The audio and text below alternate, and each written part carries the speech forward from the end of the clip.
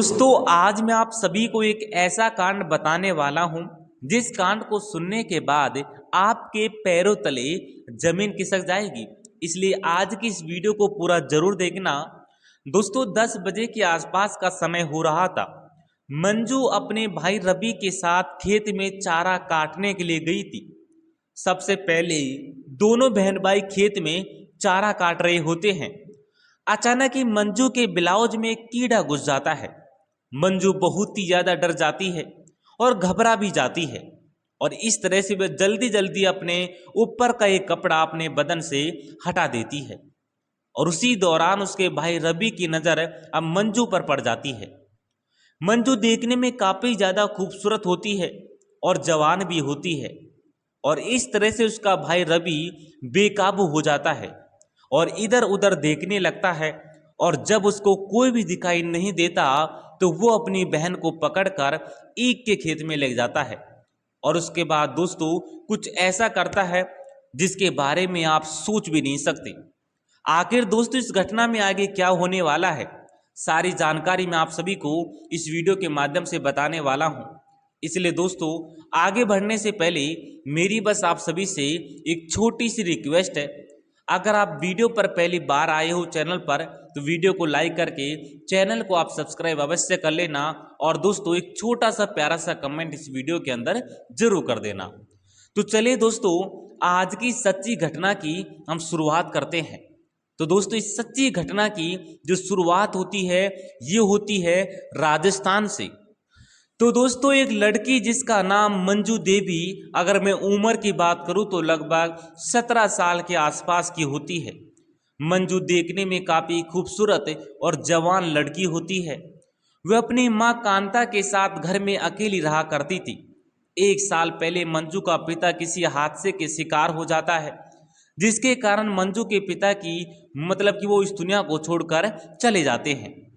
मंजू के घर में 2-4 पशु भी होते हैं जिनमें 1-2 भैंस होती है और मंजू की जो माँ कांता है हर रोज उन भैंसों को लिए खेत में चारा काटने के लिए जाया करती थी और फिर चारा काटने के बाद घर पर आ जाया करती थी। उन भैंसों को चारा खिलाकर जो भी उनसे दूध निकाला जाता था उसको दूध की डेयरी पर बेचकर कुछ थोड़े पैसे कमाया करती थी जिससे इनका घर का जो गुजारा था दोस्तों वो आसानी से चल रहा था। सब कुछ अच्छा चल रहा था। मंजू संस्कारी लड़की होती है, अपनी माँ का भी ख्याल रखती थी, घर के छोटे मोटे कामकाज भी करती रहती थी। सारी जिम्मेदारी जो है मंजू और मंजू की माँ कांता के कंधों पर आ जाती है जब से मंजू का पिता गुजरा था और इस तरह से जीवन का सफर चल रहा था। कुछ दिनों के बाद मंजू की माँ कांता थोड़ी बीमार पड़ जाती है। अब जैसे ही मंजू की माँ कांता बीमार पड़ जाती है तो अब मंजू के कंधों पर और भी जिम्मेदारी बढ़ जाती है। वे सारा दिन घर का कामकाज किया करती थी, पशुओं के लिए खेत में चारा भी लाया करती थी। और इसी दौरान कांता देवी सोचने लगती कि जवान बेटी खेत में चली जाती है और कहीं ऊंच नीच हो गई तो गांव में बदनामी हो जाएगी और इस वजह से मुझे कुछ और ही सोचना चाहिए। उसी समय कांता देवी रवि के पास फोन कॉल करती है। रवि से कहती कि तुम्हारी बहन खेत में अकेली जाती है, कहीं ऊंच नीच हो गई तो किसी काम की नहीं रहूंगी। तुम रवि ऐसा करो अपने माता पिता से पूछकर मेरे घर पर 8 से 10 दिन के लिए आ जाओ। जब तक मैं ठीक हो जाऊंगी तब फिर यहाँ से चले जाना। रवि दोस्तों 19 से 20 साल का एक नौजवान लड़का होता है जो कि मंजू के चाचा का लड़का होता है। रवि अपने माता पिता से पूछकर फिर कांता देवी के घर पर आ जाता है। कांता देवी से मिलता है और कांता चाची से कहने लगता है कि चाची कोई बात नहीं, मैं घर पर आ गया हूँ, मैं सब कुछ संभाल लूंगा, तुम बस अपनी सेहत का ध्यान रखो।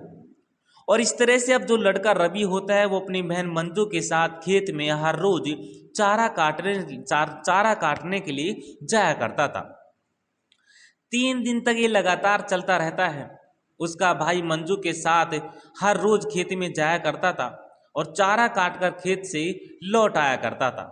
जैसे ही चौथा दिन होता है, सुबह के लगभग 10:30 बजे के आसपास मंजू अपने भाई रवि के साथ खेत में चली जाती है, वो भी चारा काटने के लिए। दोनों बहन भाई बातें करते करते, हंसते हंसते, मुस्कुराते हुए खेत में चारा काट रहे थे। जब दोनों चारा काट रहे होते हैं तो उसी दौरान मंजू के ब्लाउज में कहीं से कोई कीड़ा छट जाता है। और जैसे ही कीड़ा छटता है तो उसको काफ़ी ज़्यादा परेशानी होती है और उसको कीड़ा जो होता है इधर उधर डोलना भी लगता है। और जब दोस्तों मंजू उसको हाथ लगाती है तो वो कीड़ा उसको काट भी लेता है। मंजू बहुत ही ज़्यादा डर जाती है। घबराहट के मारे मंजू उसी समय जो है चारा छोड़ देती है और अपना ब्लाउज जो यानी कि अपने जो ऊपर के कपड़े हैं वे हटा देती है अपने बदन से। जैसे अपने बदन से ऊपर के कपड़े हटाती है तो फिर उसके भाई रवि की नज़र उस पर पड़ जाती है। मंजू जवान एक लड़की थी और ऊपर से खूबसूरत भी थी। और इसके बाद रवि जब उसको इस स्थिति में देख लेता है तो रवि के मन में गलत ख्याल आने लग जाते हैं। और इसके बाद रवि सोचने पर मजबूर हो जाता है कि खेत में कोई भी नहीं है, क्यों ना इस बात का फायदा भी उठा लिया जाए। और इस तरह से रवि अपनी बहन मंजू के साथ छेड़खानी शुरू कर देती है। उसकी बहन इस बात का विरोध करती है। अब रवि देखता है कि पास में ईख का खेत होता है। रवि फिर अपनी बहन मंजू की बाजू पकड़कर उसको घसीटते हुए ईख के खेत में ले जाता है। ईख के खेत में ले जाने के बाद उसके साथ वह दुष्कर्म करने लगता है, उसके साथ गलत रिश्ते कायम करने लगता है। रवि तब तक उसके साथ गलत रिश्ते बनाता है जब तक उसकी संतुष्टि नहीं हो जाती।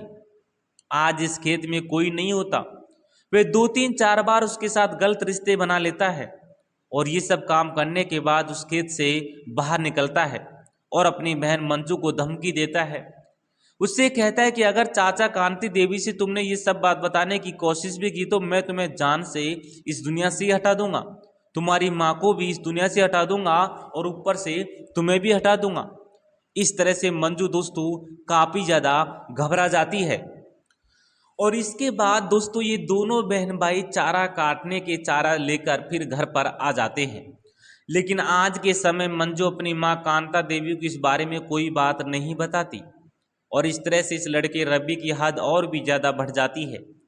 अब तो मंजू देवी और साथ में उसका भाई हर रोज ये दोनों खेत में चला जाया करते थे। जब भी खेत में कोई नहीं होता था तब इसका भाई रवि मंजू का फायदा उठा लिया करता था। ये खेल लगभग 4 से 5 दिन तक लगातार चलता रहता है। मंजू अब सोचने लग जाती है कि अगर इसका भाई यहाँ पर रहता है तो ये हर रोज इसके साथ जबरदस्ती किया करेगा। अब मंजू कुछ और सोचने पर मजबूर हो जाती है। आखिरकार शाम के 7 बजे के आसपास उसका भाई रवि किसी जरूरी काम से बाहर चला जाता है। तभी मंजू अपनी माँ कांता देवी से बातचीत करने लगती है और बातें ही बातों में वो अपनी माँ को जो है कंधा पकड़कर रोना शुरू कर देती है, गिड़गिड़ाना शुरू कर देती है। और कांता देवी उसको पुचकारते हुए पूछने लगते कि बेटी आखिर बात क्या है, पूरी बात तो मुझे बताओ।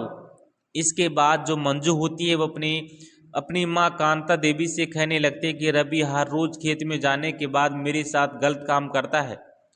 कांता जैसी अपनी बेटी की इन बातों को सुनती है तो उसके पैरों के नीचे जमीन खिसक जाती है। आखिरकार मंजू अपनी माँ कांता देवी को उस घटना की पूरी कहानी, पूरी दास्ता बयां कर देती है और इसके बाद कांता देवी गुस्से में पागल हो जाती है। अब कांता देवी अपनी बेटी मंजू के साथ मिलकर कोई योजना बना लेती है। दोस्तों रात के 9 बजे के आसपास रवि अपनी चाची कांता देवी के घर पर आता है। इसके बाद तीनों मिल बैठकर खाना खाते हैं। लेकिन आज रवि को इस बात की जरा भी भनक भी नहीं होती कि आखिर रात के समय उसके साथ क्या होने वाला है। जैसे ही रात के 10 बजते हैं फिर कांता देवी अपनी बेटी मंजू को लेकर एक कमरे में जाकर लेट जाती है और दूसरे कमरे में जाकर रवि भी लेट जाता है। आखिरकार रात के 11 बजे के आसपास कांता देवी रसोई में जाती है और वहाँ से एक चाकू उठाकर लाती है और अपनी बेटी मंजू को समझाती है।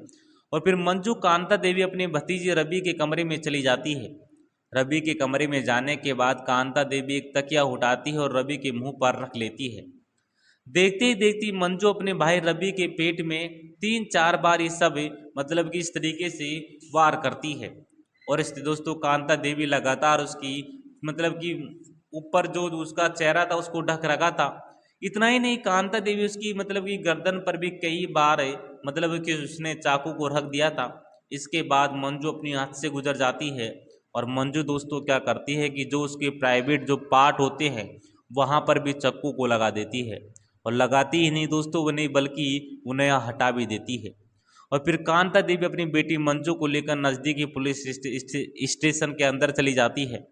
रात के 12 बजे के आसपास का वक्त होता है।